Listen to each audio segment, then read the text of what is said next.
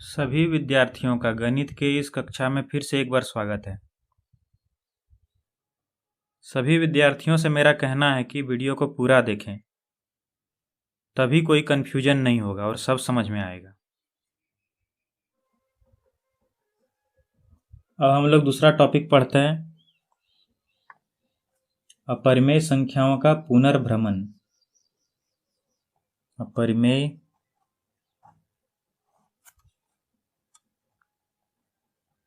संख्याओं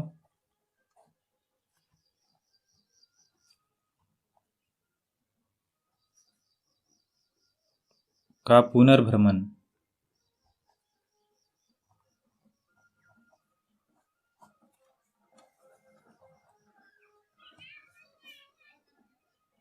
तो इसमें हम लोग को दो बिंदु याद रखना है। पहला बिंदु है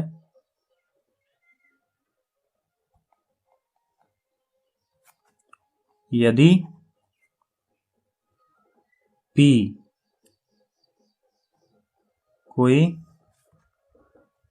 अभाज्य संख्या है तो √P एक अपरिमेय संख्या होगी। अपरिमेय संख्या होगी। उदाहरण के लिए 3 हम लोग जानते हैं कि अभाज्य संख्या है, इसीलिए इससे बना √3 क्या हो जाएगा? अपरिमेय संख्या।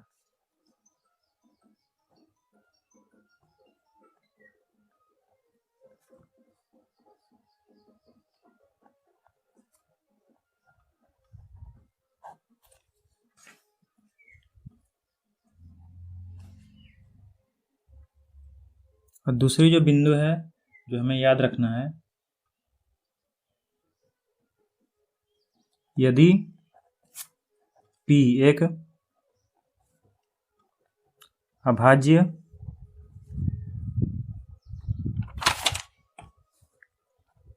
संख्या है और a पर पावर 2 यानी कि a² को विभाजित करती है, तो P a को भी विभाजित करेगी।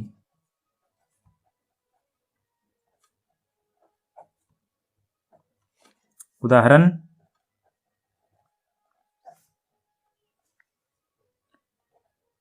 3 जो है वो 36 को विभाजित करती है।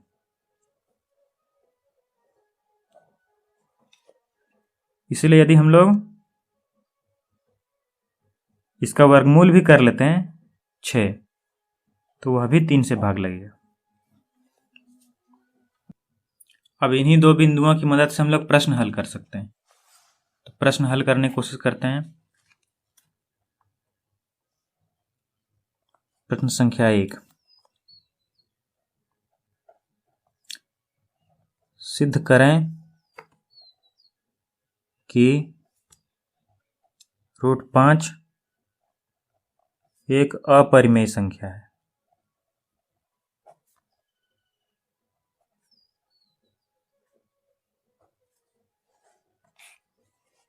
तो हल करते हैं इसे। हल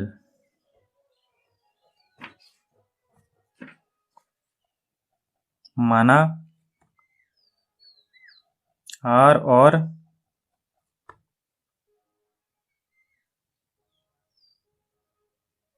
S किसी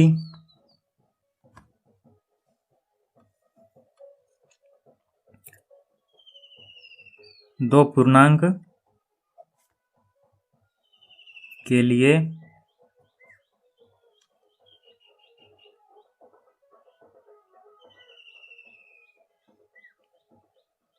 माना √5 परिमेय है तथा √5 बराबर RS है।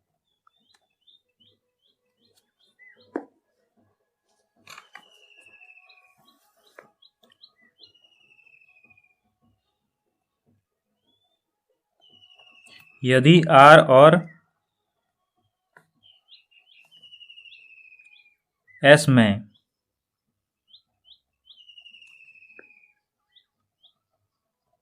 कोई संख्या उभयनिष्ठ है तो उसे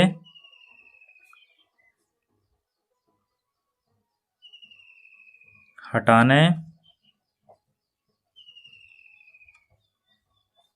पर माना P/Q प्राप्त होता है।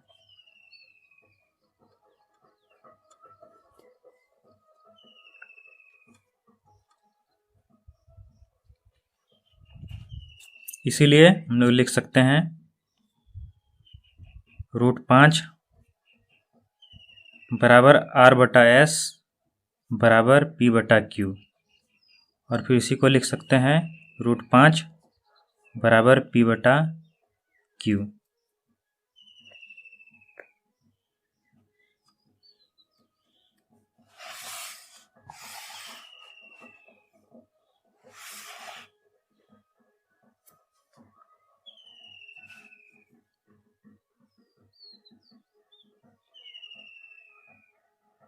अब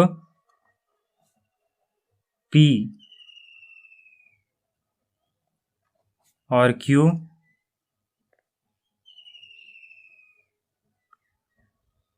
सह अभाज्य संख्याएं हैं। सह अभाज्य का मतलब होता है दोनों में कुछ भी कॉमन नहीं हो, दोनों में एक के अलावे कुछ भी उभयनिष्ठ नहीं हो।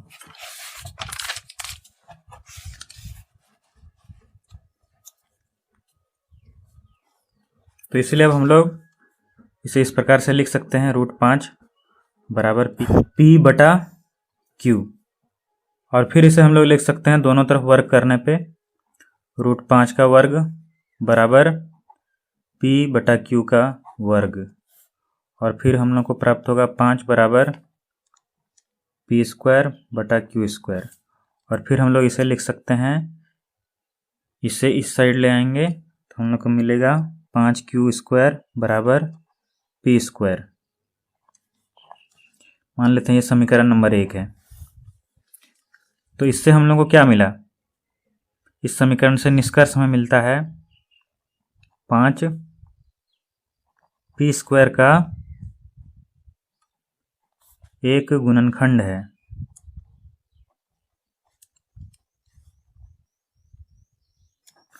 और इसी से फिर क्या मिलता है, अतः 5P का भी गुणनखंड है।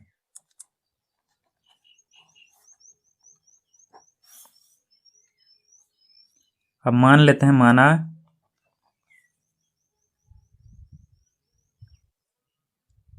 इसीलिए माना P बराबर 5M है, जहां M जो है वह धनात्मक पूर्णांक है।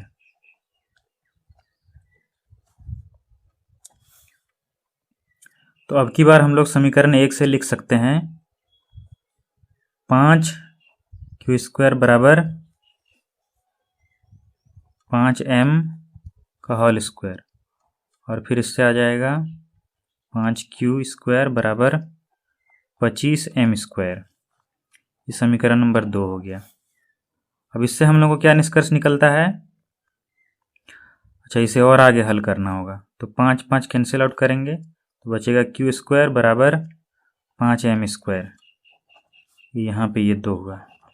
तो इससे हम लोग को क्या निष्कर्ष निकलता है कि 5Q² का एक गुणनखंड है।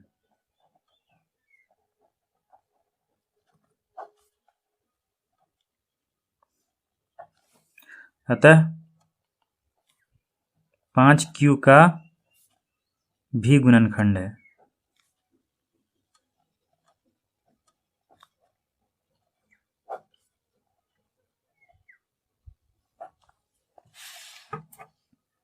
इसीलिए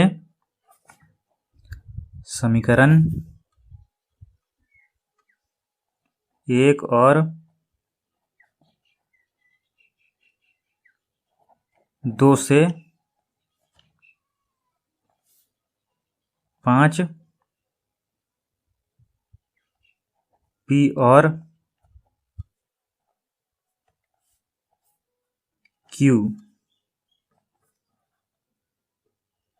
का उभयनिष्ठ गुणनखंड है।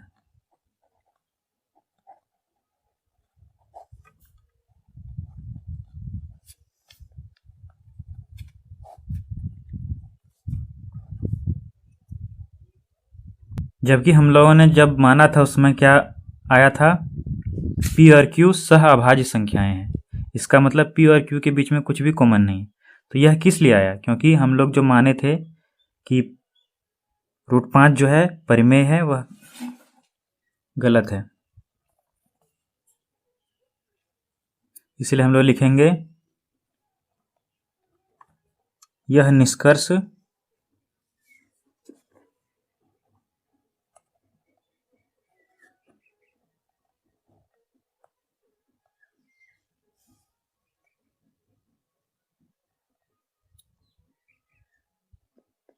त्रुटिपूर्ण है।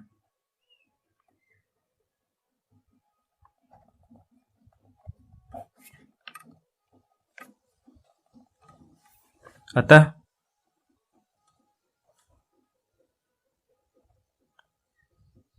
हमारा √5 का परिमेय मान लेना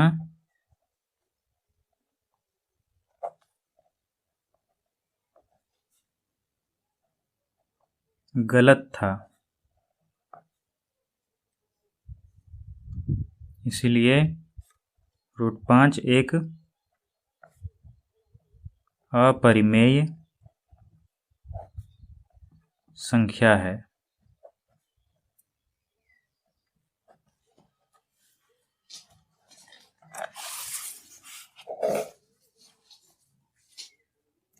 दूसरा प्रश्न,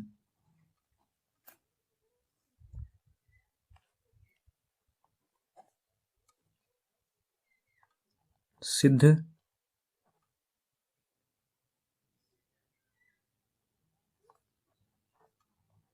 कीजिए कि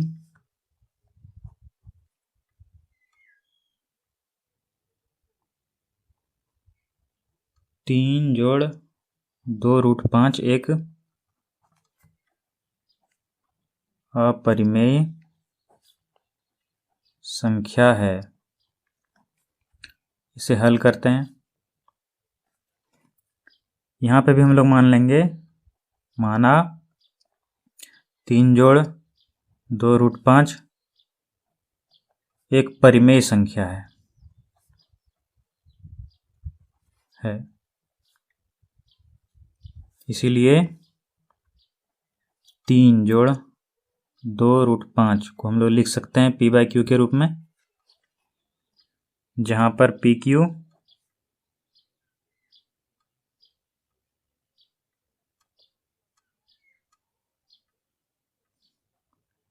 पूर्णांक है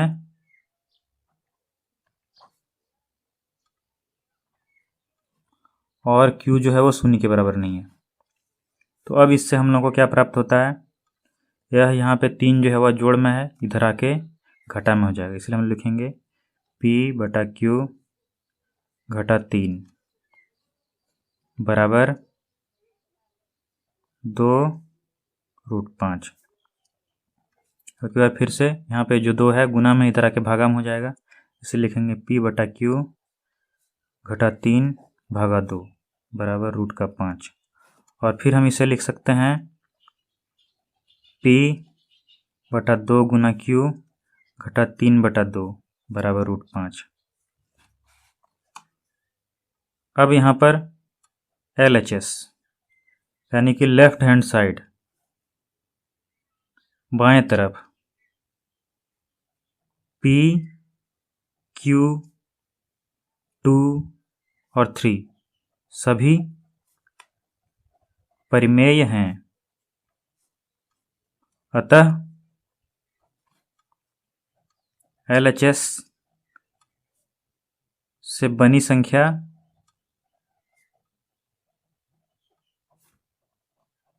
परिमेय है।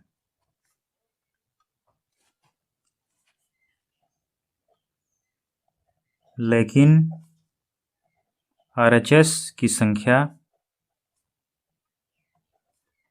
√5 अपरिमेय है।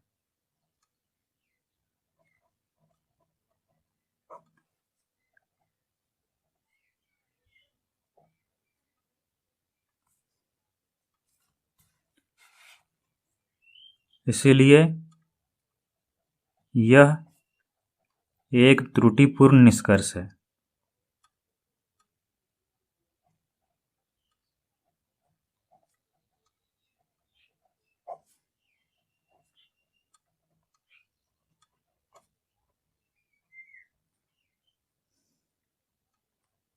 जो कि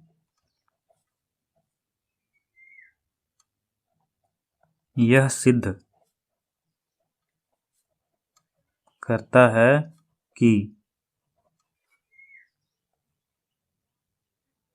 3 जोड़ 2√5 एक अपरिमेय संख्या है।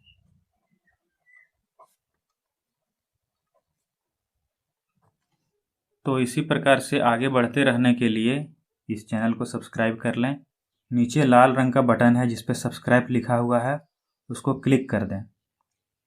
धन्यवाद।